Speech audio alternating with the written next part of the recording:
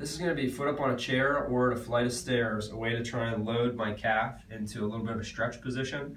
So typically when I walk, right, and I take a step, this is where I have to push up through my big toe to advance forward. So to work on that position, I'm going to have myself in this front foot elevated, and then ideally I can hold on to a railing if I'm at the stairs, or I can hold on to a counter or even a broomstick or a post. And for here, let's say I do need something to hold on to, so I'll hold this cane.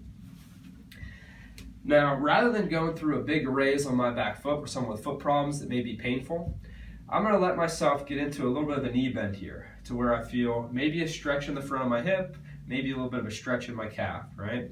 And as I do it, I want to make sure I'm not letting my back fall here. So I want to think about a little bit of lower abdominal tension, like I'm pulling my butt underneath me.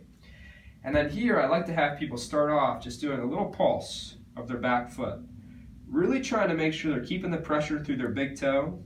And a lot of people, because they're tight in their hip, their foot wants to start to slide out to the side. So the focus here is not so much how high you go into the heel raise, it's can you keep that foot straight, or at least minimize how much it wants to turn out.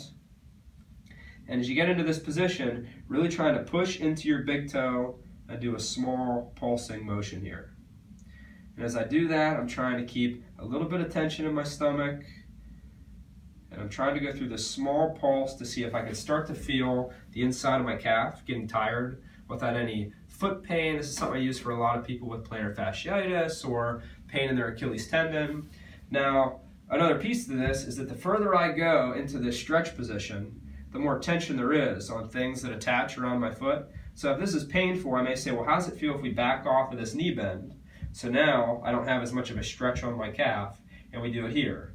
Same thing, small pulses, trying to keep the pressure on the big toe. So this may be a little less uncomfortable because now my back foot is not in as much of a stretch, but ideally, as I get better here, I do want to try and work back towards this knee bend, so I'm mimicking more of engaging that calf into that position where I want to take a step forward.